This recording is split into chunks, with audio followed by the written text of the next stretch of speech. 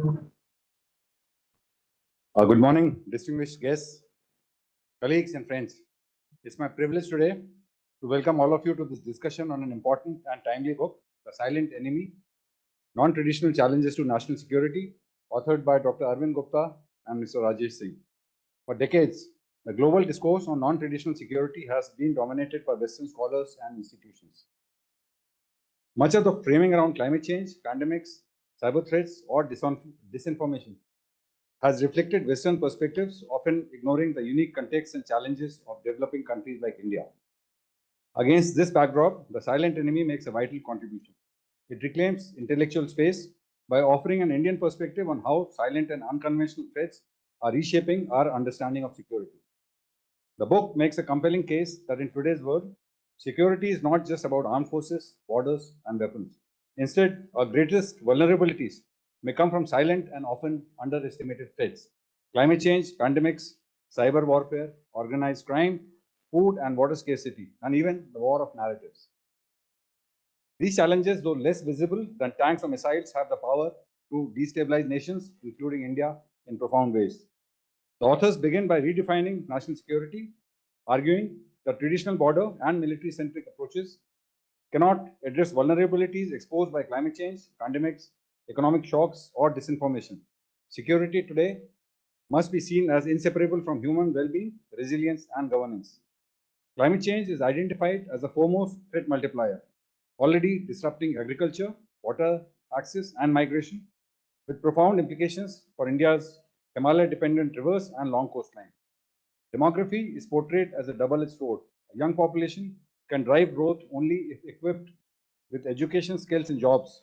Otherwise, it risks unrest and radicalization. Organized crime, terrorism, and insurgencies exploit weak institutions, porous borders, and technology, extending their reach into India's maritime domain and trade routes. Technology itself is a disruptive force. Artificial intelligence, cyber warfare, and space capabilities have opened new arenas where asymmetric actors can challenge powerful states, making cybersecurity a front line of defense. Food, water, and health insecurities are highlighted as critical flashpoints. Crop failures, river disputes, and pandemics such as the COVID demonstrate how shortages and system fragility can destabilize societies. Energy too remains deeply geopolitical, with oil, gas, and critical minerals weaponized in great power rivalries, while geoeconomics, trade sanctions, and connectivity becomes a central tool of statecraft. Finally, the book stresses the importance of narratives and soft power. In an age of disinformation and propaganda, India's cultural heritage and democratic values can be powerful assets, but must be protected against manipulation. The authors conclude with a call for urgent action. Non-traditional threats are now central to India's survival and must be integrated into national strategy. Resilience, preparedness, and confidence in India's civilizational strengths are presented as foundations for navigating an uncertain world. This book, therefore, fills an important gap in Indian scholarship and offers us a holistic framework to approach the challenges of our time.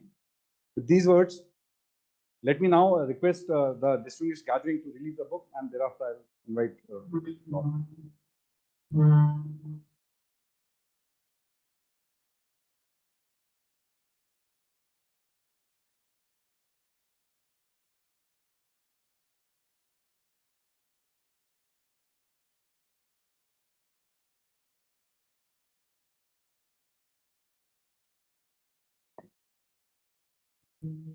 May I now invite Dr. Arvind Gupta to speak for about 10 minutes and share his insights into the central arguments of the silent enemy. Dr. Arvind Gupta, as most of you present here are already aware, is the director of Vivekanand International Foundation. He is a distinguished strategic thinker, former Deputy National Security Advisor of India, and former Director General of Manohar Parrikar Institute for Defense Studies and Analysis. With decades of experience in policymaking, diplomacy, and national security, he brings unparalleled expertise in connecting India's strategic challenges with global trends. Dr. Gupta. Thank you very much. Namaskar and a very good morning to all of you. Grateful that you found time to visit us today for this book discussion.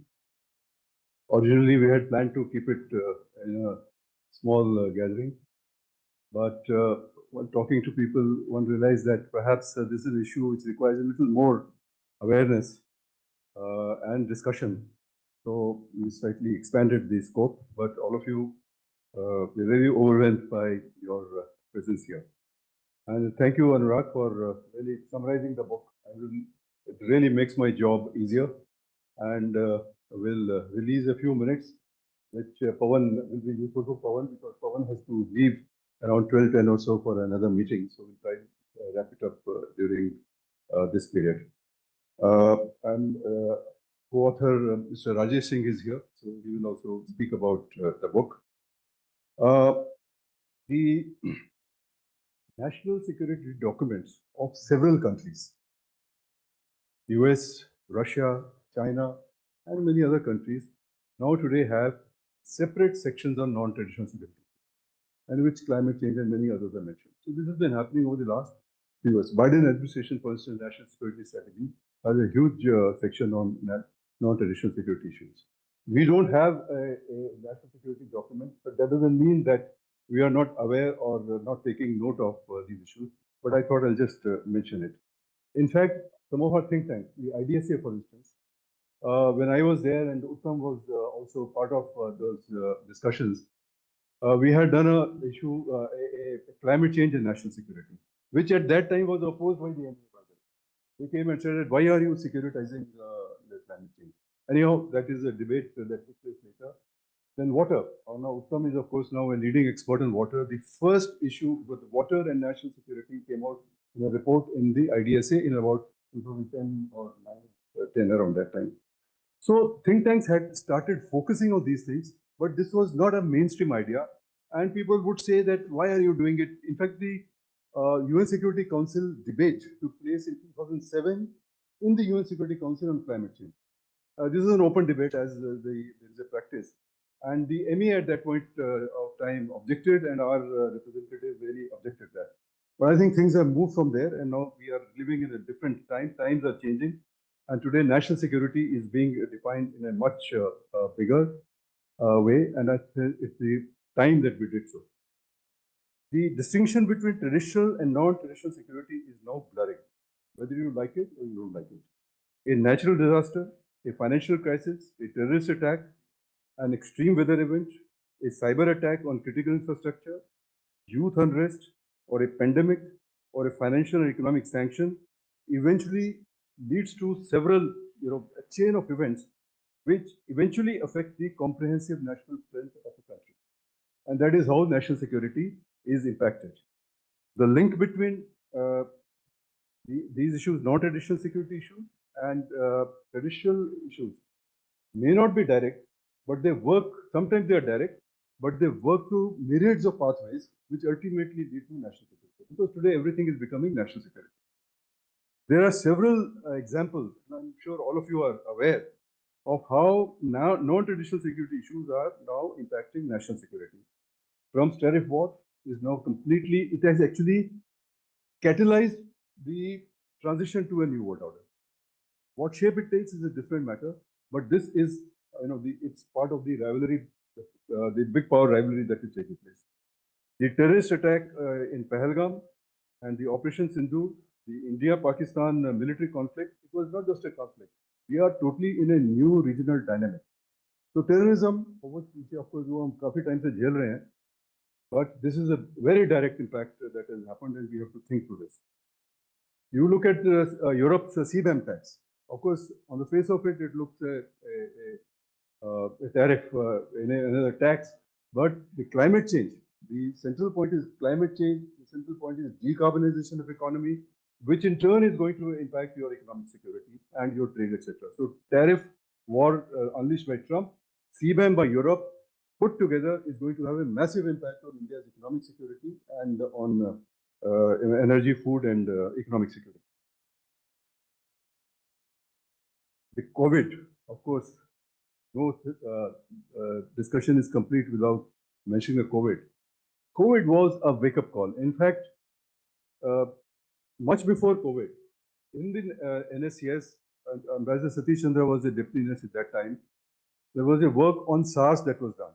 And at that point of time, SARS was coming up. And he had written a letter to Chief Minister Sheila Dikshit at that point of time, alerting her to what could be the impact. So SARS and these pandemics have been there. In fact, in the NSCS way back in 2000, there was a report which was the internal discussion and the report that was prepared looking at India in 2020.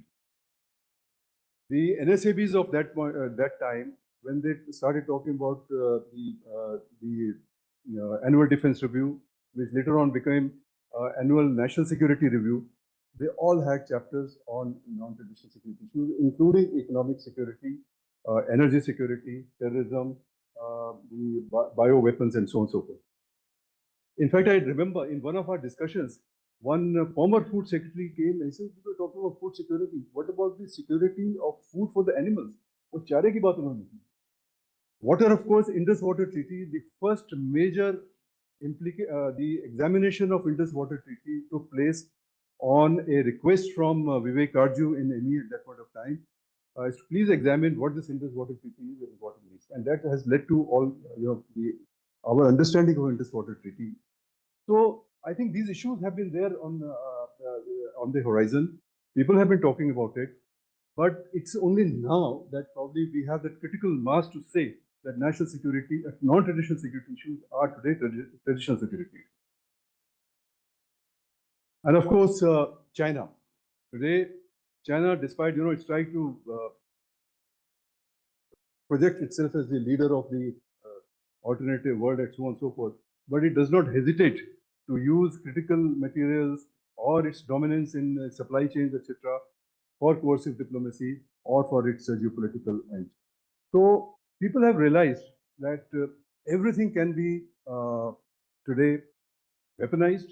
And of course, you know how the sanctions on Russia are working. Today, we are not talking about economic sanctions and sanctions. It is really a tool and a weapon. So I think today we have a huge critical mass to argue that non-traditional security issues should be incorporated in the security matrix. In 2012, the then Indian Defense Minister, speaking at the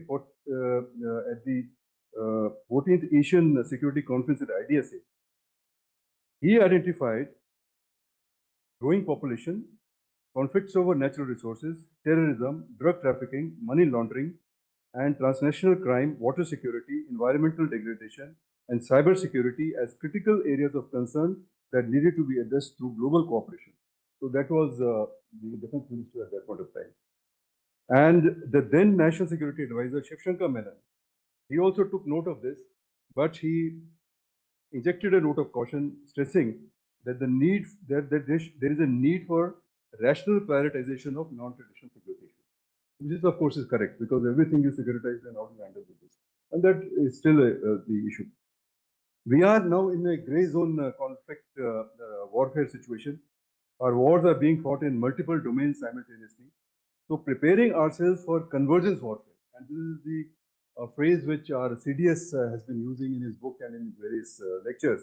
Convergence warfare will require going beyond the traditional military domain to include issues like technological sufficiency, economic resilience, cyber and space security, and proficiency in narrative warfare.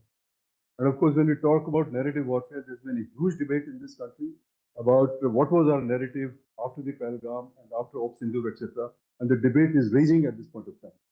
The short point is that strategic communication is so very important. And again, here, a lot of work has been done within the NSCS structures about strategic communication.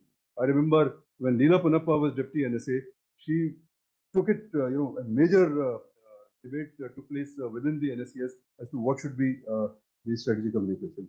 So now again, there is a need to really relook at our strategic communication, the institutions, etc.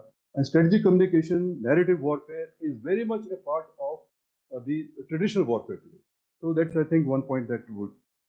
One point which I would like to highlight, which is also highlighted here. This is a new trend which is now coming up, which is that of a civilizational state. So you have Russia, China, Turkey, India, Iran, and some countries like that, were long civilizations. They are projecting themselves as civilization state. Now, what is the civilization state? There is no definition. But one thing is very clear, that civilization state is today challenging the notion of nation state. questioning. Let me put it this way: questioning. Nation state is not gone away, but the point is that today these countries, including India, you feel very trapped in the kind of borders that you have here because your cultural footprint goes far beyond. And if you remain confined to these narrow boundaries and borders, which means that you can't talk about your cultural footprint. So today, and I think the civilizational dialogue idea which Modi ji gave at the SCO summit, there's a strategy behind it. I hope there's a strategy behind it. That today, India has to really look at its civilizational footprint and remind people. China has run away with the narrative of Silk Road, whereas your own Uttar Path, which goes back to the Ashoka time, is much older. And today there are, if you look at Nalanda and the history of Nalanda University, and I think Ajay has written a very nice book about Nalanda, which in fact we'll be discussing in VF shortly. He lists hundreds of people who came and took manuscripts away from India to China. So today the point is that Indian civilization actually made a contribution to the growth of other civilizations. And we can make this claim today with some confidence because some kind of a documentation has happened. So today, when you have a new world order coming out, this idea of civilizational state is gathering pace, you must understand your own civilization. You must understand where your footprints were and how you can use them. So I think it's going to be a very complicated thing. And of course, in 1990s, there was this Huntington who talked about the clash of civilizations, but he talked about exclusive civilization clashing with each other. And I think some of what he said was right. But today you have a new civilizational idea given by Prime Minister Modi, which is a Vasudhaiva Kutumbakam, which is an inclusive idea. So if you are today going in a new world order, are you going to start with conflict or are you looking at an inclusive approach? One doesn't know what will happen. Of course, real politics is real politics, geopolitics is geopolitics. But today, countries who have no power, they are banking on their soft power. So I think this is soft power becoming a part of your hard power discourse, and a combination of hard and soft power, which Joseph Nye calls smart power. I think we have to pay a lot more attention. If you do even a back of envelope calculation, you will find that people spend far more resources on soft power than on hard power. Look at so many countries. I mean, look at China. China has come out with a series of initiatives, BRI and many other things. But also important is this global civilization initiative, which they are now taking together with the BRI and the Global Security Initiative and other initiatives. So they have a very powerful, billions of yuan are being spent on civilizational initiative to build a certain narrative. So today's civilization is not simply about people-to-people contact. That, of course, remains very important. There is a strategic intent behind it. Be taking note of that. So in this book, you will see we have about 13 chapters or so. All these issues, there is a chapter in the book, whether it is narratives or terrorism or technology. Yes, I want to talk about a little bit about technology also. Technology today, technology asymmetry, lack of technological sovereignty means your national sovereignty is going to be impacted, means that your strategic autonomy is going to be impacted, means that your place in the world is going to be. It is a direct national security issue today. But when you look at the discussions in Niti Aayog or Ministry of this and that, so many ministries, there is no strategic intent anywhere. Slowly it is coming in, but I think it is the task of our think tanks like ours and certainly National Security Council to really bring this into the center stage of our national security discussions. So the message of the book is very simple. It is no longer prudent to regard national security in traditional terms only.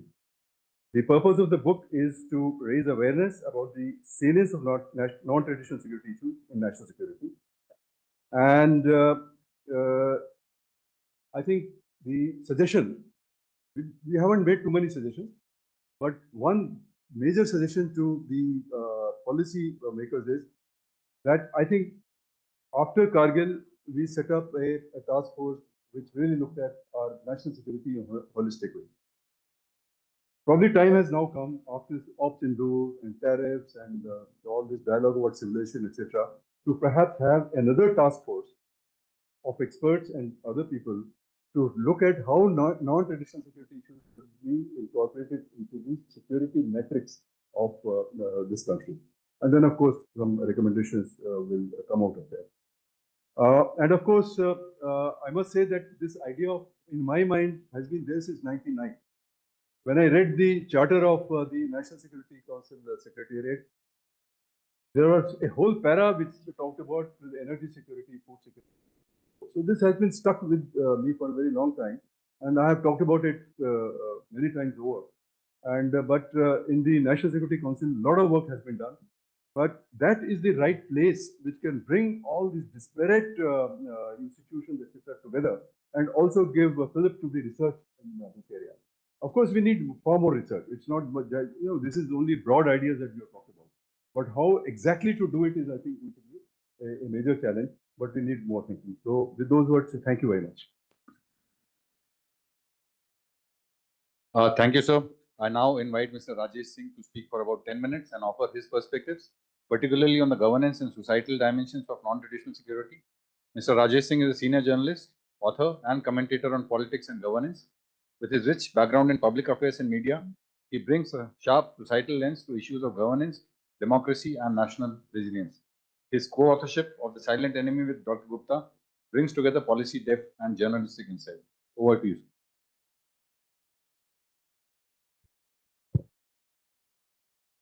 Pavan Kapoor ji, Uttam Kumar Sinha ji, Dr. Arvind Gupta ji, Anurag Bisen ji, distinguished guests.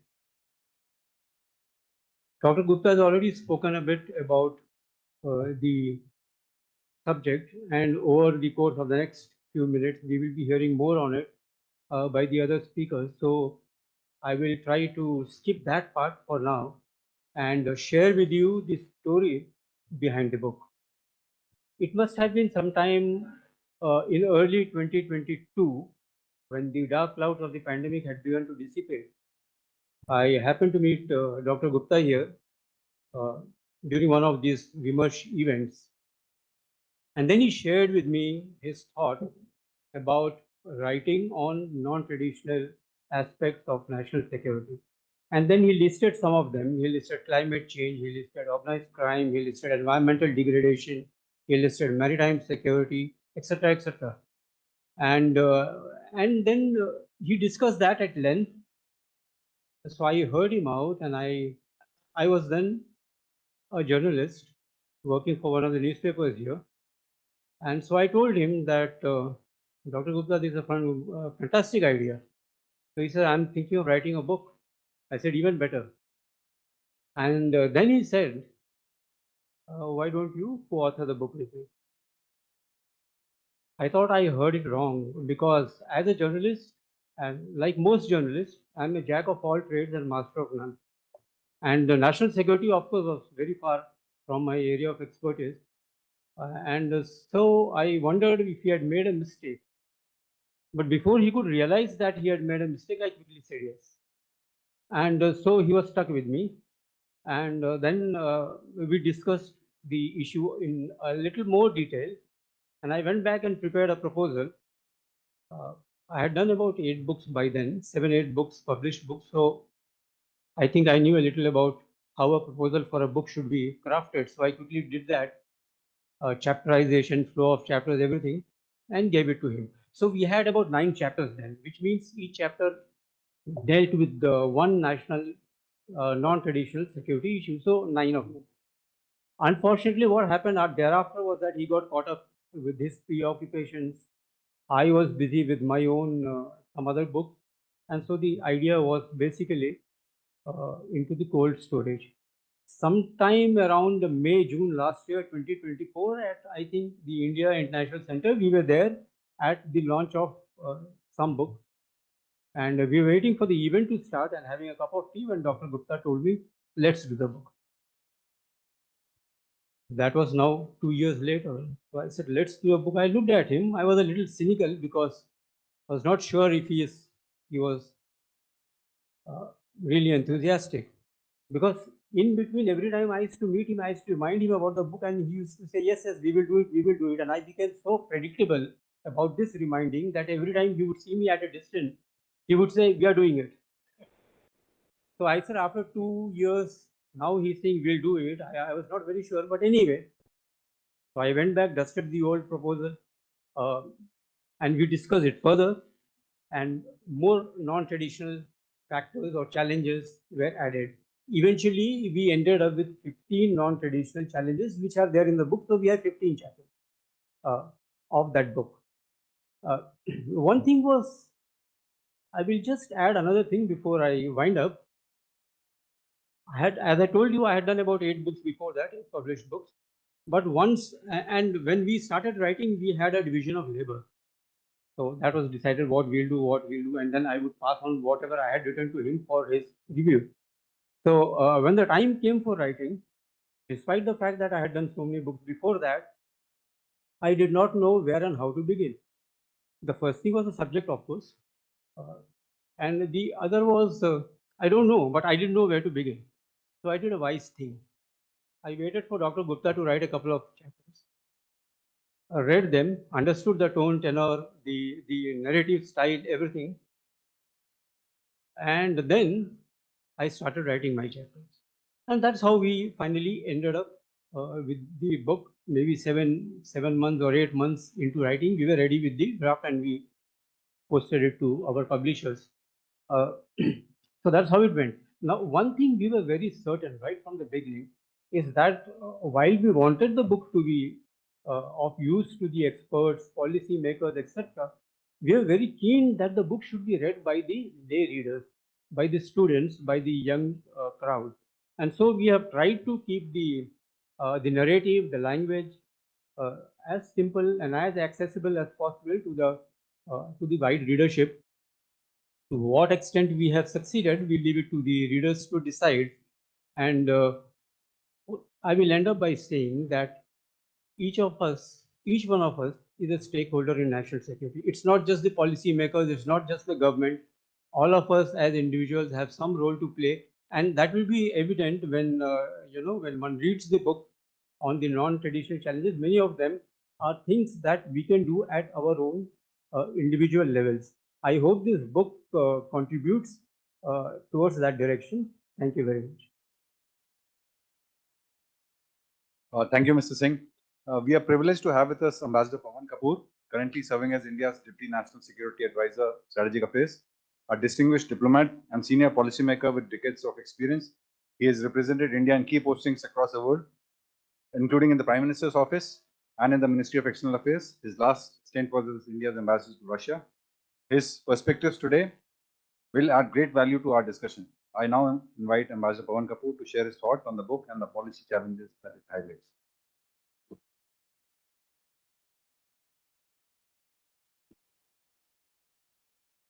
Good morning, Namaskar. Thanks so much. I want to start by thanking Dr. Arvind Gupta and, of course, Mr. Rajesh Singh, the authors.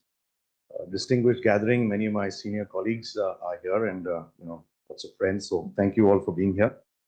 I think it's a great pleasure for me to be here for this book discussion, which is a very topical tour de force, the silent enemy, as he's termed it, in non-traditional challenges to national security. I think as far as Dr. Gupta is concerned, not only is he a former deputy NSA and a senior colleague from the Foreign Service, but I think someone who is, it's just so apt that he should have been the one to write this book. As he himself has spoken about, his association with national security goes back more than 2.5 decades. Literally, this whole century, my interaction with him, he's always been dealing with challenges of national security. And his previous book in 2018 on how India manages its national security also had one chapter on non-traditional security threats. And so it's a natural progression that he should have gone on to write a book on this. And of course, we just heard the history of how the book came about, which is itself telling. But I guess he's had so many other projects which he's always been wanting to do that he has been able to now at least achieve it now. And I would also want to congratulate his co-author, Dr. Rajesh Singh, who's an accomplished journalist, author, and media advisor, because I think looking at the book, the breadth and depth of subjects covered is very impressive.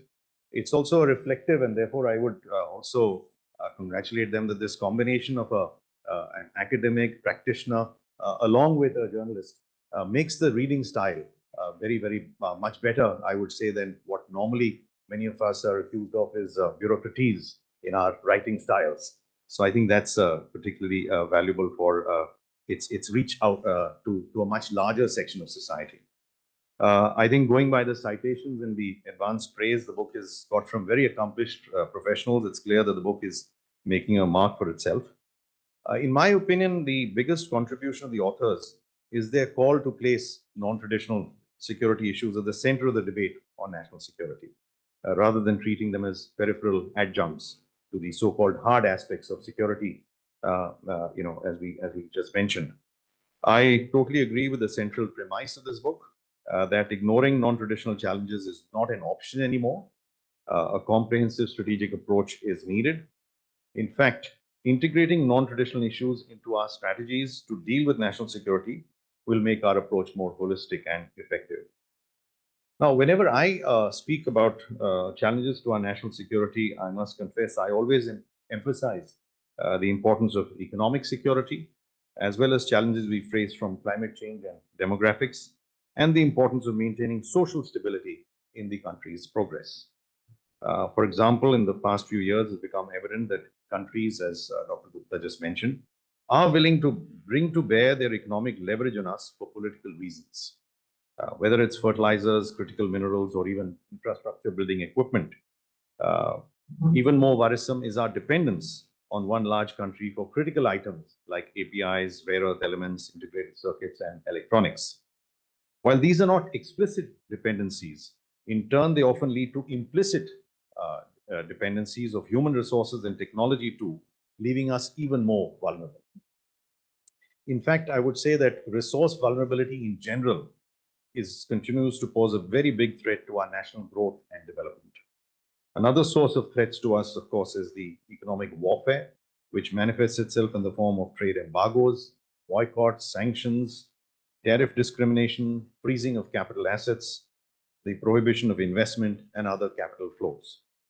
I don't have to give you examples of this. They are rampant these days. But the point is that this threat has always existed for us for quite some time. It's just that their usage against us has increased more recently, probably as we have grown larger in size. Others are feeling that they need to, bring us down or keep us under control. Climate change, or rather climate extremities, is another global concern that continues to impact the least resilient low-income countries the most. In this context, the vulnerable populations of South Asia constitute the largest group to be impacted. The impact on our infrastructure, especially in hilly areas from floods, landslides, is also very significant, as we are seeing almost on a yearly basis in India. And, as we speak today, we are seeing the havoc being caused all over north and different parts of the country, really, which we will have. And such challenges from extreme climate events cause not only can cause not only social unrest, but also impact our food security. The whole of Punjab has now been declared, an emergency state, and all 23 districts. So, you can see how the impact will play further on. Another ongoing security challenge for us is the threat to our own economic development, given our large and youthful population. Again, Dr. Gupta mentioned or referred to this obliquely, but I always point this out that, the economic survey has now for 2 years in a row pointed out that we need to create more than 78.5 lakh jobs annually till 2030 in the non-farm sector to cater to our rising workforce. How we address this will determine our future growth trajectory and also ensure that we do not have vulnerable masses who can be influenced by malign forces to cause social unrest and hurt our broader economic prospects. We have been, aware of this fact for a long time, but having a youthful population, as I said, gives you the chance for having this demographic dividend, but their energies have to be channelized into positive areas, and therefore it's very important that they are employed gainfully. That's a very important factor.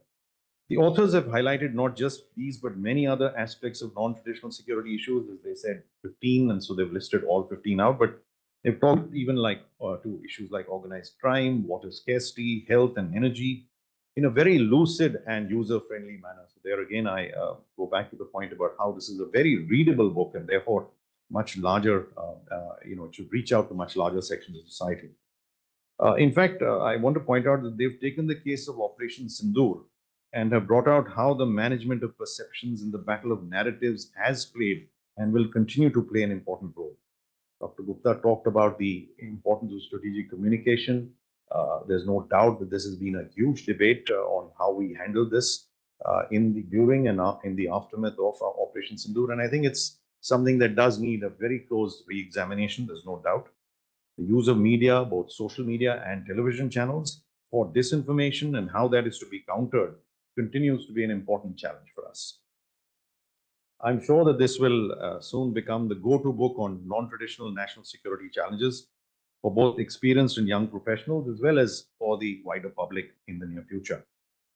Some questions that I feel arise from this book for policymakers, which I think bear mentioning here. One is how much to expand the list of non-traditional security threats.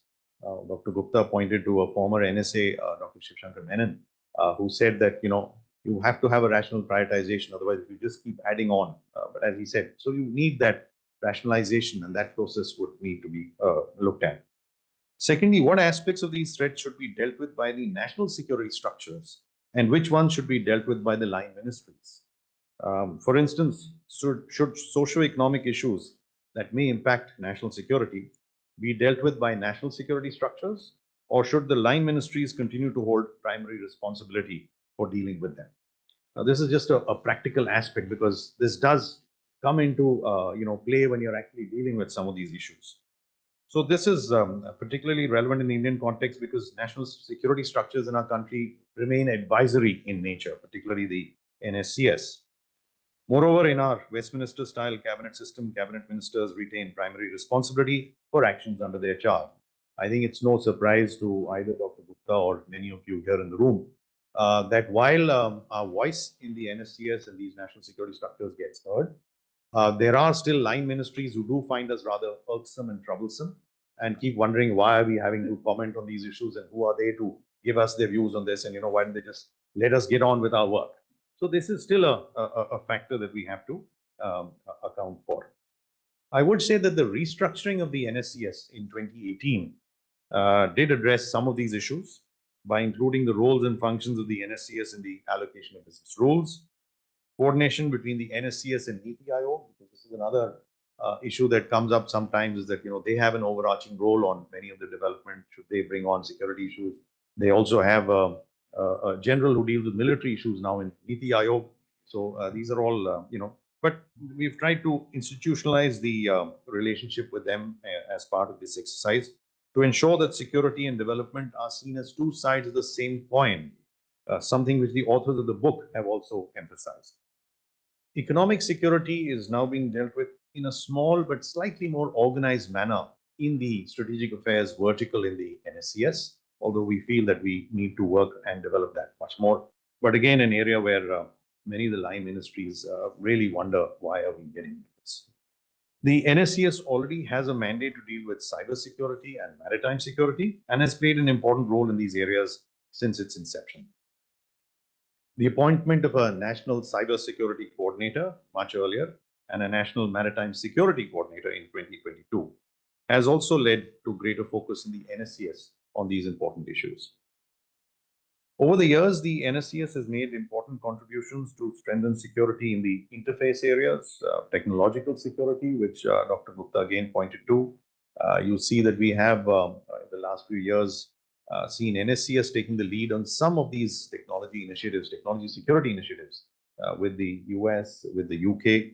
And there is interest in other countries also to engage with us in this area, but also in critical minerals, identifying trends in modern warfare, exploitation of rare earths, space security, cyber resilience, maritime domain awareness, telecom security, etc. All these areas are areas where NSCS is trying to play a broader role.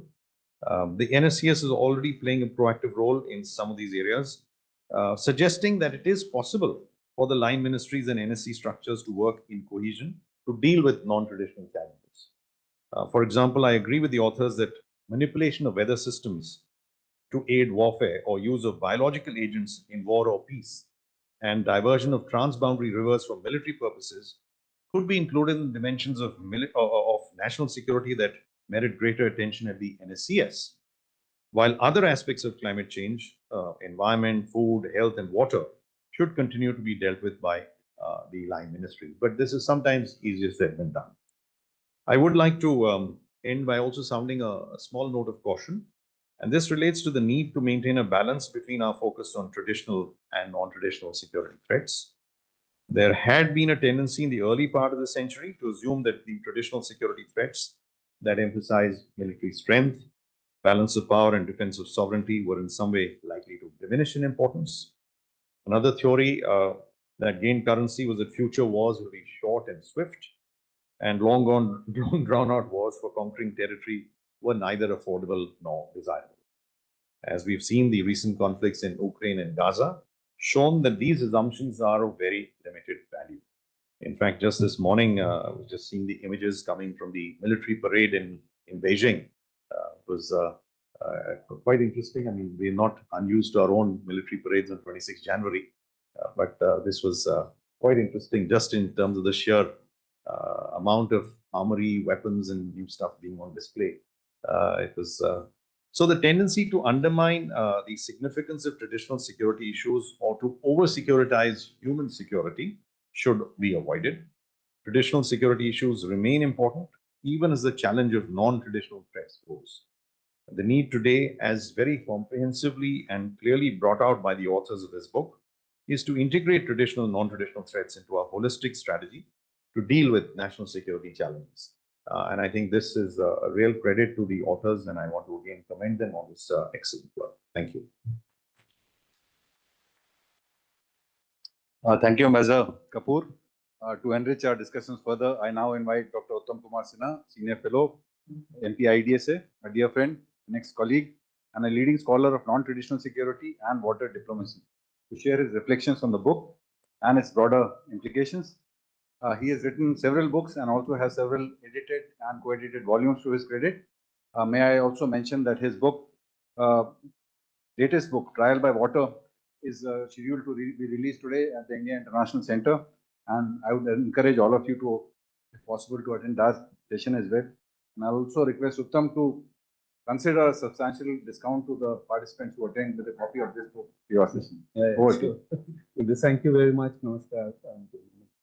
I don't know which is easier to do, speaking first or speaking last. When you speak last, everyone has said it, so probably I'll keep myself very limited. They say one should not judge a book by its jacket, but if you look at this book, The Silent Enemy, I think the title is very evocative, and the jacket is very well designed. So there's an immediate curiosity to look what is inside. So please judge the book by its jacket as well, apart from the content that it has. So many congratulations to the author. I think this is a exceptional work, and I've read it very early on in its first draft. And I have read it very deeply because many of the issues really concern what I have been doing. And hearing Dr. Gupta and the other speakers, I was reminded of my entry into IDSA. It was called IDSA then. It is now called the Manohar Parrikar Institute for Defense Studies and Analysis. It was 2001, so it's 25 years back. And Mr. K. Santhanam had joined in as the new Director General of IDSA, the Pokhran man. And, I had come to IDSA with a topic called climate change and changing security dynamics. And the hard-nosed IDSA wala looked at me with great skepticism, as if, this is a odd stock who has entered into IDSA, because IDSA dealt with hard security issues, nuclear security issues. The school of realism was well groomed in IDSA. Strategic thinking was well trained in K. Subramanian and various other directors. So I was an odd kind of ball there. But I think over the years, we've realized how what was the decentered security has become very much part of mainstream security. And therefore, this book, for me, is a very important book. It begins by saying that it is not an academic book. That does not mean it doesn't have the rigor. I think academic books tend to be very jargon oriented, and I think this book moves away from that. My brief stint in journalism and the editors like Hiranmay Kavlikar used to tell me, why have you joined the newspaper? And I would say, I want to write. He would say, you want to write, then you better go away. In journalism, you have to communicate. And I think what this book does is beautifully communicates a very complex subject, non-traditional, traditional, and makes it very accessible to the readers. And I think this is where students and young minds should pick up this book and really understand the whole nature of what security is, the changing pattern of security. Remember, this is not a new theme, non-traditional security. If you look at Stettinius, who was the U.S. Secretary of State 1945, in the San Francisco conference, he talks about two security fronts, the military front and the economic social front as well. And if you don't carry these two fronts, you'll never have peace and stability around the world. So the thoughts have always prevailed, but I think it was the Cold War period which really hijacked these issues and pushed them into the periphery. And the mainstream was the mainstream as dictated by the realist school. But I think it's a good study to note what happened post-Cold War. And I think the literature of the post-Cold War is very interesting, and it starts with the United Nations Security Council resolution in 1992, which brings in the dimensions of environmental security as being a very important pillar of national security. So if you had military, economic, you had societal, and you also added to it what is called the environmental security. So you had a broad framework of what was called a holistic security emerging, which would determine peace and stability in the post-Cold War. So there were some fantastic reports that came out with that, the UNDR report, the Human Security Report. These were very principled documents and literature that reshaped and redefined our thinking of what security meant and was. The Silent Enemy, when I looked at the title, it reminded me of Alice in Wonderland. Things are not always as they seem. And I think when you look at security, and if you put a narrow perspective to it, then this book is not really meant. I think the whole idea of security has to be really broad. And there are, of course, challenges. We know that the challenge is broadening security horizontally and going vertically has its own, what is described as security incoherence. A lot of people have talked about it. I remember the NSA speech 2012 at IDSA. He talked about how purposeful and how useful is expanding security ambit. And he suggested while all these elements are very important, we should be careful not to securitize everything, not to see everything as a threat. And that's an important bottom line for understanding what national security, non-traditional security is. And therefore, what was suggested, and it is something that we need to research on, is do a security audit. Categorize what are the issues that require prioritization and frame it in terms of zero-sum game and non-zero. So this kind of auditing is required to understand which issue is important, which issue requires a certain criticality, because we can't bunch everything together. It does become incoherent then, and it becomes very difficult for leaders and policymakers to really understand and frame policies. So this segregation and separation of what is important, what needs to be prioritized, is I think a very essential part of understanding non-traditional security issues in the broader national security framework. There are several issues which is highlighted in this book, and I think it really brings in, it's not an academic book, but once you read it, the book very much conceptualizes what national non-traditional security is. It then contextualizes what it is. And lastly, I think, and very effectively, it problematizes the issue. So it's in that sense a methodology of academics, but written in a language which can be understood and accessible to readers. So I think it's very brilliantly done, and I think I enjoyed very much reading it. It also connects, I think, if you read the book, it connects history and philosophy to contemporary challenges. That's a very striking part, this ability to do so. And I think we should all have this ability to not forget our past, not forget our civilization. There are elements in that which is so very contemporary even today. I think that connection is very much important when you think about the policy issues and the challenges that we are encountering these days. Uh, I think one I mean, it uses a lot of data. I think that's one of the beauties of this book is that it doesn't leave you in the realm of ivory thinking. As it contextualizes things, it also brings in a lot of data into play. And if you look at the references, these data give you a certain picture of what these issues are. And it has been done very well. For example, this is a very striking aspect of climate change. It talks about the number of days in which we feel, which India is threatened by climate change and various other activities. So 90% of the year, we're dealing with some of these changes that are happening. In fact, what we're seeing now, the floods in Punjab and other places, are very much part of our day-to-day encounter with these changes. And these elements really sort of awakens us to the fact that, we're living in a world where challenges are complex, challenges are interlinked, they're invisible, we can't see them today, but if we're not prepared, we'll be in grave danger. The book also looks at various diagnoses to the 15 issues that it deals with. Not all issues get the similar attention, but that is always obvious to happen when you're covering a wide spectrum of issues like this. But I think it also brings in some policy prescriptions. And there are four sort of framework to the policy prescriptions that I found interesting, and I thought I'll share this. First is the integration across domains. I think we are very much now in the age of interdisciplinary and interministerial approach. I don't think issues can be separated, segregated, and seen in silos. All issues are quite interlinked. So if you look at water issues, it has to be linked to your energy issues, it has to be linked to the food security. So there is a growing nexus and the interlinkages of non-traditional. So it requires a certain interdisciplinary and an interministerial approach, especially when you look at health issues, environment issues, technology, and governance.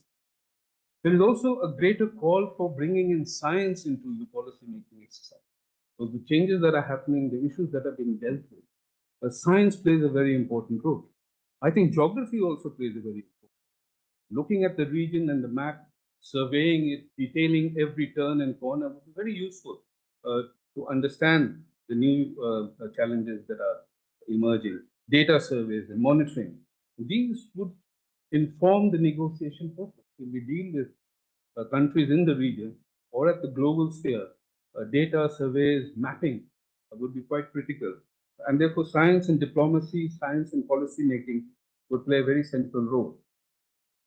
Precaution over reaction, I think that's another framework when you deal with non-traditional issues. Security must be precautionary and preventive, right? We cannot wait for it to come. The silent enemy tells you, start being prepared. The precautionary approach is much better than finally witnessing it and trying to encounter it. So we have to anticipate these crises before they really erupt, and then we start scrambling for a certain approach. And the last framework, I think, when you look at the policy prescription, is decentralization and participation. And I think this whole idea of cooperative federalism in India, I think is very important when you look at all these issues of non-traditional security. So decentralization and democratization. At some point of time, you have to expand the stakeholders, and you would have to allow the voices of the people to emerge. And this is not an easy exercise. We're seeing what is happening in Arunachal Pradesh when we're building dams. There are local voices which are protesting it. And dams is absolutely necessary when we're looking at China across the border and the big mega dams that they're building. Similarly, such exercises are seen in Jammu and Kashmir. We're going to now focus on the western rivers. But there are voices of the people that needs to be taken into account, and a proper policy orientation has to come about. So, institutions are important in this regard. Underlying all this, I think, is governance. I think the governance as a word came up in the post-Cold War period. See those documents as I talked about. governance became a very important issue, and governmentality, that is also very important when you look at these issues, because it requires a completely different frame, right? It's not so much about traditional issues or non-traditional. It's about the method and the methodology of dealing with non-traditional. You cannot apply the methods of traditional issues in dealing with non-traditional. So I think the governmentality also needs to respond to these things. And I think the book clearly, finally suggests that in today's world, governance must extend beyond the state's coercive power and include, how societies prepare, adapt, and build resilience. I think this, is the real value that comes across when I read this book, and I thought I would share this. So many congratulations, Dr. Gupta and Rajesh Singh, for a wonderful book. Please do pick up and read. It is fabulously written. Thank you very much. Thank you very much to our authors and the distinguished discussants for the illuminating insights. I'll now open it up for questions and answers and comments. May I request the participants to kindly identify themselves and the organizations they represent. Keep their interventions brief and indicate who the question is addressed to. Please. Good morning. Firstly, congratulations to Dr. Arvind Gupta and Rajesh Singh for the wonderful book, as spoken by others who have read the book. And I am Air Marshal Novar. Now, the Deputy NSA, he mentioned that although they are doing singular, they're the only agency in the country that are doing making a lot of effort towards national security issues. Whether it's, and when they try and project their suggestions to the line ministries, they have a they say, okay, let us do our work, and you please your suggestions are welcome, but that's it.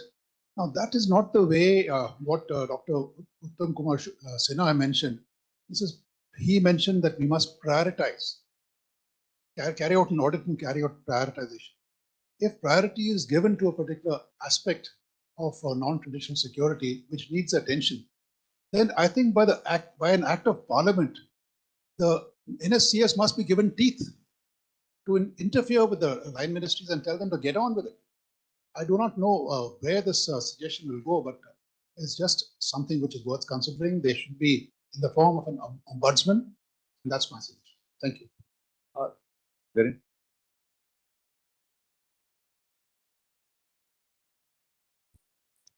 Good afternoon, ladies and gentlemen. Thank you so much, and many congratulations to the authors for the book. My name is Zara Nosho. I'm the director of the India program at the Institute for Governance and Sustainable Development. My question is to Dr. Sinha, to Ambassador Kapoor, to Dr. Arvind Gupta about the timelines. A lot of these priorities and challenges are based on certain timelines. I heard Ambassador Kapoor talk about the demographic dividend. Now, depending on the analyses you read, we have about 3 or 4 decades or so to actually reap the benefits of our young demographic dividend. But where are the timelines and who creates those timelines? How are these challenges and priorities taken into account with regards to results that are being provided within a given time frame? Thank you. Yes, please. Thank you. Good afternoon, ladies and gentlemen. Thank you for the panel. This is really interesting. I'm Sakshi, the policy officer at the UN Climate Change Children and Youth Constituency. And my question is open for you all. And given the potential consequences of the climate change on the deep sea mining, and my question is how India's national security framework plan to address this emerging threat that is going on over here. Thank you. So one last question. Yes, I am Amit Gaurav. I am a lawyer practicing all over the country. I just want to know, like in WhatsApp and all this social media are now being used by the agencies which were receiving foreign funds. But now they are opening to public and they have 2,000, 3,000 members. And they say they don't have record who were part of them, but they are collecting money. They are collecting money, they are making rules, and a lot of them are like small Vatican City or a small Taliban or something like that? So there are 4 questions: Act of Parliament, timelines for demographic dividend, deep sea mining, and social media. So I'll start with the authors first, and then Professor Pavan Kapoor and Dr. Uttam. And you could make your closing remarks. So, Dr. Arvind. So I'm conscious of the time, so I'll be brief. One is about the Act of Parliament. I think this has been debated quite a lot. I agree that some seats should be given to National Security Council, but there is a danger also because it might upset the whole apple cart. National Security Council, by and large, it was, I think, conceived as a platform with some convening power. It could bring various people together, and the fact that it was National Security Council is headed by the Prime Minister, and without being a very formal organization in the sense that it doesn't necessarily have to act on its own things. You know, it can it can tell somebody else to act. But it was a platform where you could discuss national security in open ways, and otherwise, which is not possible in a cabinet committee of security. It goes on a very formal note, yes, no, etc. That's all. So I think there is a merit in keeping it as it is, but giving some power to it. If you give it as an act of parliament, then it becomes another ministry, etc. It certainly gets some power, but it could even destabilize because these issues are very difficult to handle. Simply by an act of parliament, you are not able to going to be able to resolve it.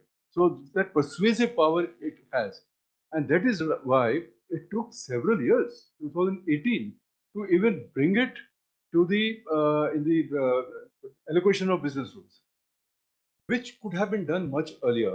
Then it would have been a department of the government, and nobody had heard of National Security Council Secretariat. I mean, a secretary in one ministry, others say, who is the deputy NSA? We never heard of it. And at one point of time, the cabinet secretary used to have had the SPG. So SPG, but in those meetings, and Satish Chandraji used to attend those meetings. I mean, it was kind of all here and there. Nobody really bothered. Then now it is with NSA. So some kind of reforms have taken place. It's really, we have to see, and a lot of it actually also depends on personalities. Who is the NSA? What is his personality? What is his equation with the Prime Minister? How much, what are his own predilections in the sense that his own preferences and so on. But I think the system is working okay. But some power probably is required, which need not be act of parliament, but short of that, something more can be.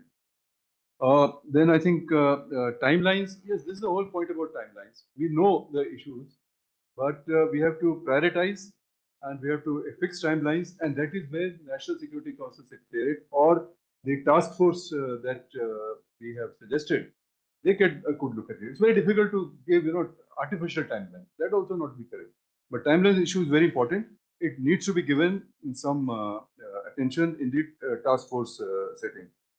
Deep sea mining, we are going to deep sea mining, and 4, 5, 6, 7 countries, maybe about more perhaps, you know better. So this is like going to the moon. So you have to develop these technologies. But yes, our narratives as to what are the pros and cons of deep sea mining, that will have to be built. It's not going to be easy. People have different kinds of views. Deep sea mining will certainly interfere with the marine environment. But at the same time, if some countries are going ahead and using it for strategic purposes, you have to take note of that.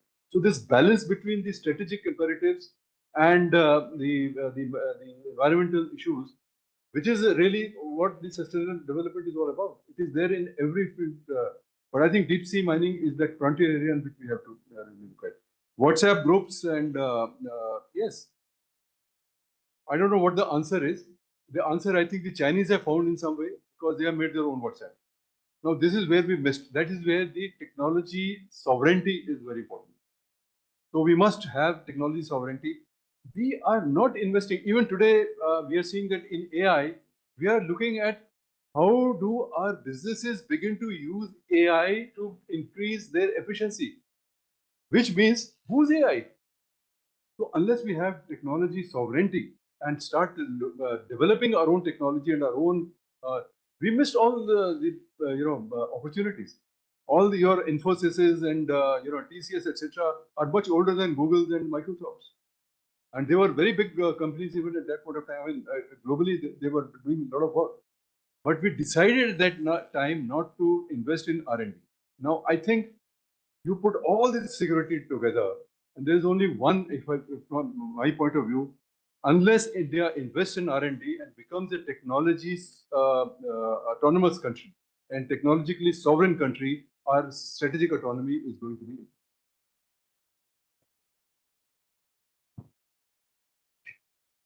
I'll speak about the demographic timeline that an issue that someone raised. The population clock is already ticking. That's all in front of us. And as we have said regarding the other issues that have been raised in the questions, the timeline is that we should have acted as of yesterday, actually. So we already spent a lot of time, as Ambassador Kapoor and Dr. Gupta said. Initially, people not taking seriously, and then everybody having the line ministries having their own turfs, and now there is some kind of I believe some kind of a coordination and synergy. But so that's a good thing. But on demography, I would like to say that, look, demographic dividend, we've spoken about it in our book, and we have said we are in a sweet spot because we are a relatively young population. But we are not going to be in a sweet spot for a long time. In fact, from in the next 20-25 years, that sweet spot is going to disappear. Of course, this is not a problem only for us. It's a global issue also. The United Nations has projected that there would be roughly 10 billion people globally. And there was another estimate which says that by 2060, we are going to have 58 elderly people per 100 working age population. Now, this back in 1980 was just 20 elderly people per 100 working age population. So we know where we are going. And when we reach that spot and then we start scrambling for solutions, it's not going to work. Because when you have a elderly population that is rising, then we got to take care of the needs much beforehand. We got to plan out and work. Otherwise, you're going to have social friction. That is in turn going to lead to all kinds of issues, including internal security matters. We also will have to find money for social security funding because that budget will also increase. So similar is the case with the other issues that I've raised, but I've just given you an example of the population timeline. So, I think I agree entirely with what Dr. Arvind Gupta has said. I'll only add one comment on the issue of the NSCS and an act of parliament. I think, again, what he's saying is right. And I don't want to sort of convey the wrong impression. I think it's evolved quite a lot. So when the time when Satish Chandra was the first deputy NSA, till what we have now, there's been a tremendous change. One in awareness, two in willingness to listen to some of the suggestions, our convening power, bringing people together. But as he says, there's a balance. It's an advisory body. So, I mean, some people say it's very easy for you to advise, but the others have to implement. So that is also to be understood. I'll give you an example of cyber. In cybersecurity, the role has evolved very well. And by placing the National Cybersecurity Coordinator within the NSCS, that sent a clear message on where this is to come from. Again, as Dr. Gupta said, the importance of the NSA, the personality, the issues pursued, these are important factors. So it's not that we're not heard, and it's not that the views are not taken on board completely. But at the same time, for example, economic security is a newer area in which we've got into. And we are, as I said, trying to develop. I have 3 officers working on that. But when we try and work with some other ministries, whether it's MIT or whether it's Ministry of Non-Renewable Energy Sources, and we give in our views, they will take our views, but then they'll proceed without keeping us in the picture at times. So that happens. But I think it's evolving. We are getting our foothold, and there is a general acceptance of the importance of national security coming in. There is, of course, still a greater sense of a requirement for them to understand where we are coming from And that sometimes we have, because when we have this big debate, even in the case of China, for example, last year and early this year, the whole big debate about investments, and we never said we are trying to block things, but please go in with your eyes wide open as to what some of these are leading to. As long as you're aware of that, by all means, if we need certain technologies and we need to get certain companies in, by all means, but be aware of what you do.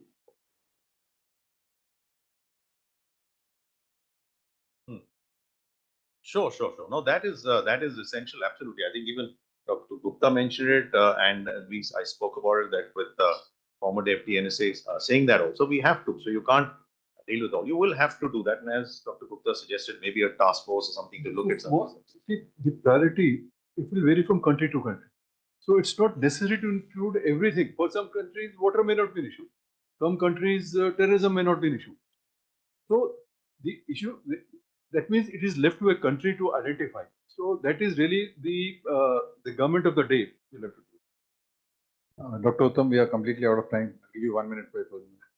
No, I think the message of the silent enemy is that time is of essence. I think that is very important. We're battling against time because these issues are coming up. And talking about prioritization, I think first you have to develop a methodology. How do you prioritize the issues?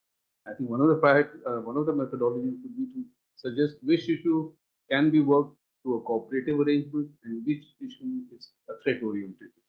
I think there are methods to deal with in which we can actually prioritize what is Homeland security and how relevant it is to national security. Thank you, ladies and gentlemen. All that remains for me is to thank the two authors, Dr. Arvind Gupta and Mr. Rajesh Singh, for this important work. Our distinguished guests, Ambassador Pavan Kapoor and Dr. Uttam Sinha, for their reflections, and all of you for your participation. With that, I formally conclude today's proceedings. Thank you, and please join us for high tea.